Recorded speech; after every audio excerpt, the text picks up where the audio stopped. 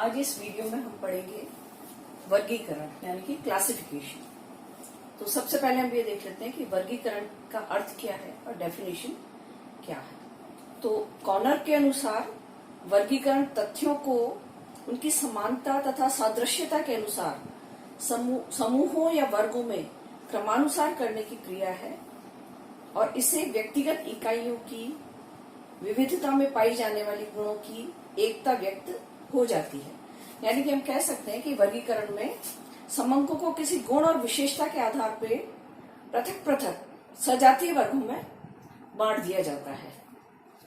अब आगे हम देखेंगे कि वर्गीकरण की रीतियां क्या क्या हैं। तो सांख्यिकी तथ्य दो प्रकार के होते हैं, पहला वर्णात्मक और दूसरा संख्यात्मक। तो इन तथ्यों के आधार पर वर्गीकरण की दो रीतियां हैं, पहला गुणात्मक वर्गीकरण और दूसरा संख्यात्मक या वर्गांतरों के अनुसार वर्गीकरण। पहला है गुणात्मक वर्गीकरण।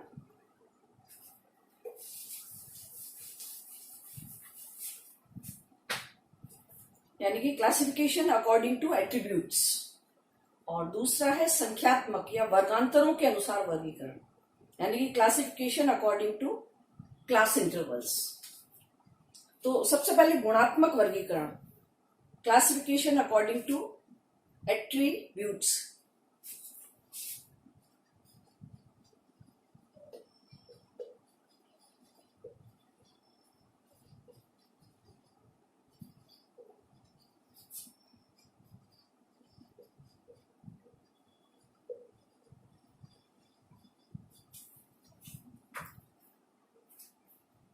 तो इस प्रकार के वर्गीकरण में वर्गों का निर्माण इकाइयों की गुणों के आधार पर किया जाता है। इन इकाइयों को जिनमें गुण विद्यमान होता है एक वर्ग में, और उन इकाइयों को जिनमें वह गुण विद्यमान नहीं होता उसको दूसरे वर्ग में रखा जाता है। गुण कई तरह के हो सकते हैं, जैसे सुंदरता, शिक्षा, स्वास्थ्य, जाति और धर्म आदि। किसी भी गुण के आधार पर गुणात्मक वर्गीकरण किया जा सकता है।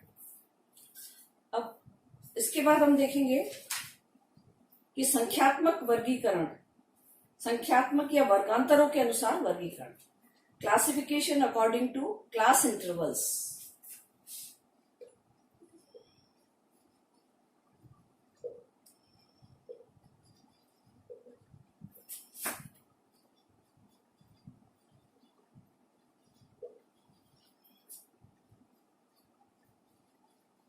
क्लास इंटरवल्स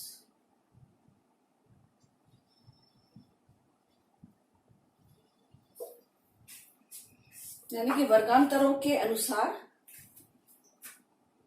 वर्गीकरण।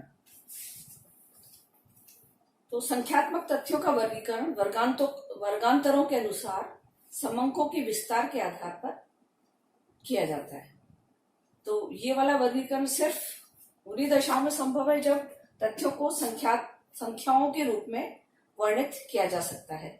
जैसे कह सकते हैं हम आय, वजन, आयु, प्राप्तांक, ऊंचाई, आयात, निर्यात, किसी भी रूप में संख्याएं हो सकती हैं। तो इस तरह का वर्गीकरण है तो वो संख्यात्मक वर्गीकरण कहलाएगा। अब हम देखेंगे कि संख्यात्मक वर्गीकरण के संबंध में कुछ शब्दों का प्रयोग किया जाता है, उनको हम समझ लेते हैं।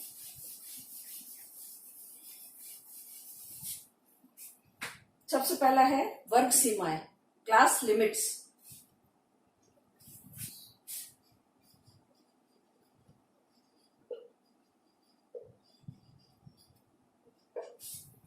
वर्ग सीमाएं, तो जिन दो मूल्यों द्वारा किसी वर्ग का विस्तार निर्धारित होता है उन्हें वर्ग सीमाएं कहते हैं।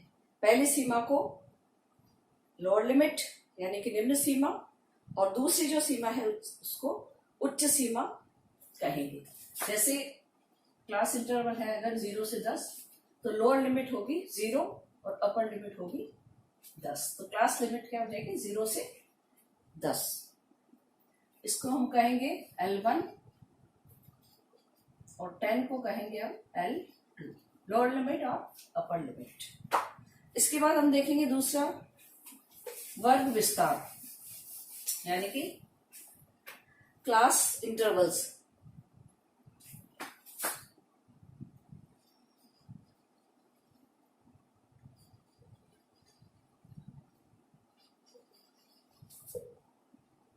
वर्ग विस्तार, हिंदी में इसे कहेंगे वर्ग विस्तार।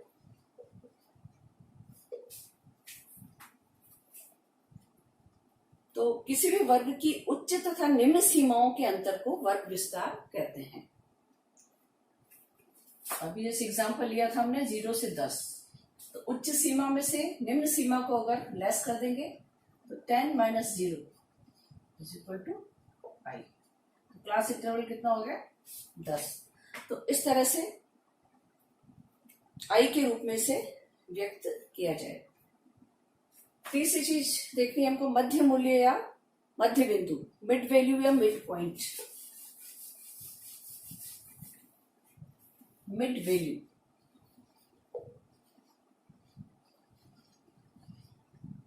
ठीक है, मध्य मूल्य या मध्य पॉइंट। मिड वैल्यू का मतलब है कोई भी क्लास इंटरवल वो है वर्गांतर जो बता रखा है उसके बीच का मूल्य, यानी कि वर्ग सीमाओं के मध्य स्थान को मध्य मूल्य या मध्य बिंदु कहते हैं।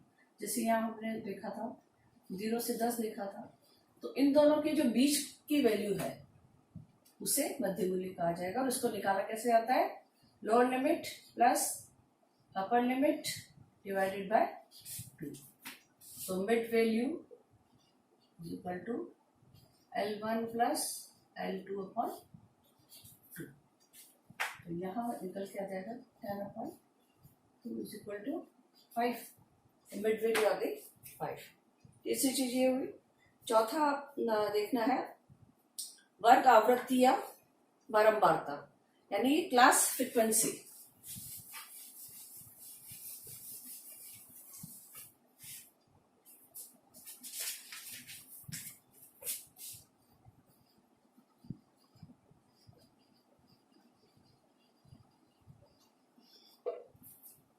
क्लास फ्रीक्वेंसी यानी कि वर्ग आवृत्ति या बारंबारता भी इसे कहेंगे। तो किसी वर्ग में सम्मिलित मदों या अवलोकनों ऑब्जर्वेशंस की कुल संख्या उस वर्ग की आवृत्ति या बारंबारता कहलाती है। यानी कि आपको जो वर्गांतर दे रखे हैं या फिर एक्स दे रखा है वो कितनी बार रिपीट हो रहा है, यानी कि वो कितनी बार उसको दोहराया जा रहा है, वो उसकी फ्रीक्वेंसी कहलाएगी। अब इसके बाद हम देखेंगे फ्रीक्वेंसी डिस्ट्रीब्यूशन जो है वो क्या होता है। फ्रीक्वेंसी डिस्ट्रीब्यूशन, आवृत्ति बंटन हिंदी में इसे कहेंगे। तो इसके लिए हम कह सकते हैं कि यदि किसी चर वेरिएबल के विभिन्न मूल्यों को उचित रूप से क्रमबद्ध करके उनको आवृत्ति वितरण में इस प्रकार अनुविन्यासित किया जाए, अरेंज किया जाए कि एक और तो चर मूल्य यानी कि वैल्यू ऑफ वेरिएबल्स उनको विभिन्न वर्गों में विभाजित किया जाए और दूसरी ओर विभिन्न वर्ग में आने वाली मदों की संख्या का लेखा किया जाए, यानी कि उनकी आवृत्ति लिखी जाए। तो इस तरह की जो व्यवस्था है उसको आवृत्ति बंटन या फ्रीक्वेंसी डिस्ट्रीब्यूशन कहा जाता है। चर का अर्थ देखें। अब हम फ्रीक्वेंसी डिस्ट्रीब्यूशन देख रहे हैं।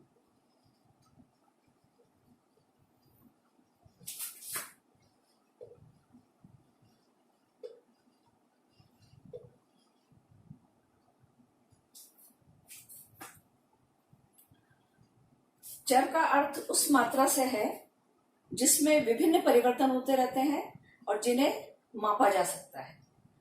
चर जो है दो प्रकार के हो सकते हैं, खंडित चर और अखंडित चर। ठीक है, खंडित चर पहला देखेंगे डिस्क्रीट वेरिएबल्स और दूसरा है कंटिन्यूअस वेरिएबल्स। खंडित चर और अखंडित चर। डिस्क्रीट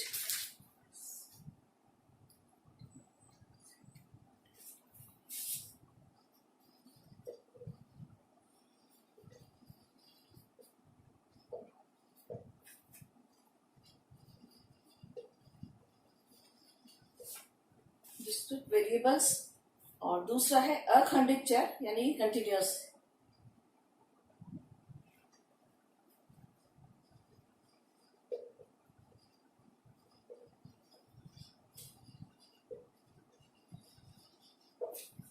तो सबसे पहले हम देखेंगे डिस्क्रीट वेरिएबल्स। खंडित चर वे चर होते हैं जिनके मूल्य निश्चित और खंडित होते हैं और एक मूल्य से दूसरे मूल्य के मध्य कुछ निश्चित अंतर होता है, यानी कि कुछ ना कुछ डिफरेंस होता है और वो खंडित होते हैं। दूसरा है अखंडित या सतत चर। तो सतत चर वह चर है जिसका मूल्य निश्चित नहीं होता वरन एक निश्चित विस्तार के अंतर्गत इसका कोई भी मूल्य हो सकता है। यानी कि अगर इस तरह से है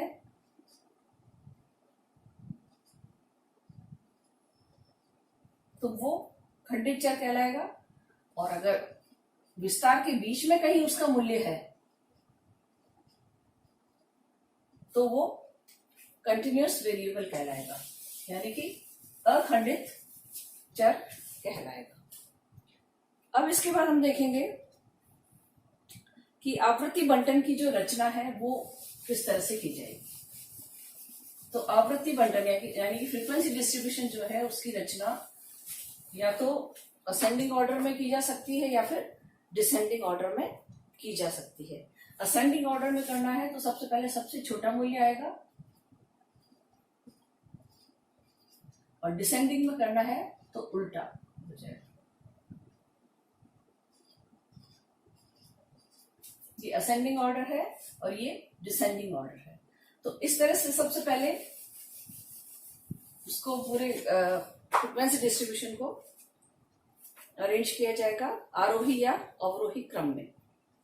फिर इसके बाद हम देखेंगे कि खंडित आवृत्ति बंटन क्या होता है और सतत आवृत्ति बंटन किस तरह से अरेंज किया जाता है। तो पहले ये देखेंगे कि खंडित आवृत्ति बंटन। खंडित आवृत्ति बंटन में खंडित चर मूल्यों के अनुसार आवृत्तियों को लिखा जाता है। सर्वप्रथम मदों के मूल्यों को क्रमबद्ध किया जाता है, फिर उन मूल्यों के सामने वह संख्या लिख दी जाती है जो उसकी आवृत्ति होती है। जैसा कि आपको बताया, पहले तो मूल्य लिख दिया जाता है जो भी है और उसके सामने उसकी फ्रीक्वेंसी लिख दी जाती है, यानी कि ये जो 20 है वो कितनी बार रिपीट हो रहा है। ठीक है, तो जो भी आवृत्ति है उसको पीछे लिख दिया जाता है। तो इस तरह से उसको अरेंज कर लिया जाता है। एक क्वेश्चन लेंगे उससे आपको एग्जाम्पल के रूप में। क्वेश्चन बता रखा है, मार्क्स बता रखे हैं, marks obtained out of 10 by 20 students of a class are 0, 4, 6, 3, 2, 0, 4, 6, 3, 2, 4, 5, 3, 4, 1, 4, 5, 3, 4, 1, 5, 2, 3, 4, 4, 5, 2, 3, 4, 4, 1, 8, 4, 7, 1, 8, 4, 7। ये सब आपको बता रखे हैं, मार्क्स बता रखे हैं जो कि 20 विद्यार्थियों ने प्राप्त किए, 10 में से 10 अंकों में से प्राप्त किए।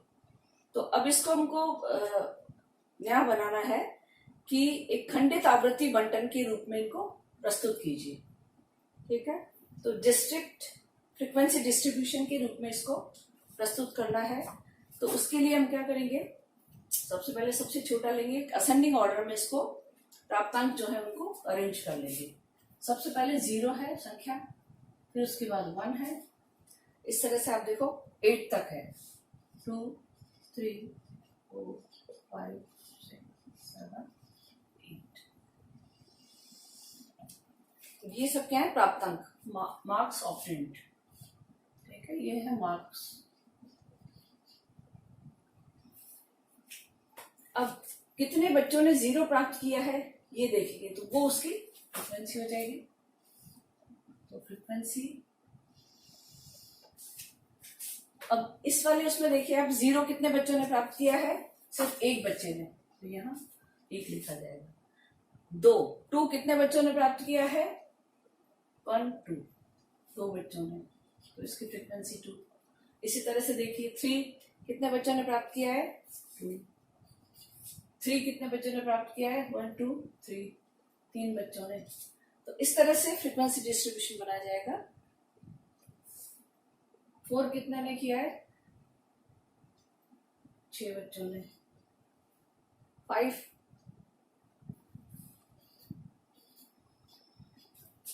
तो ये जो आपको डाटा दे रखे हैं, आंकड़े दे रखे हैं, उसको इस तरह से फ्रीक्वेंसी डिस्ट्रीब्यूशन में, डिस्क्रिट फ्रीक्वेंसी डिस्ट्रीब्यूशन में अरेंज कर लेंगे और उसके बाद जो भी निकालना है वो निकाल सकते हैं।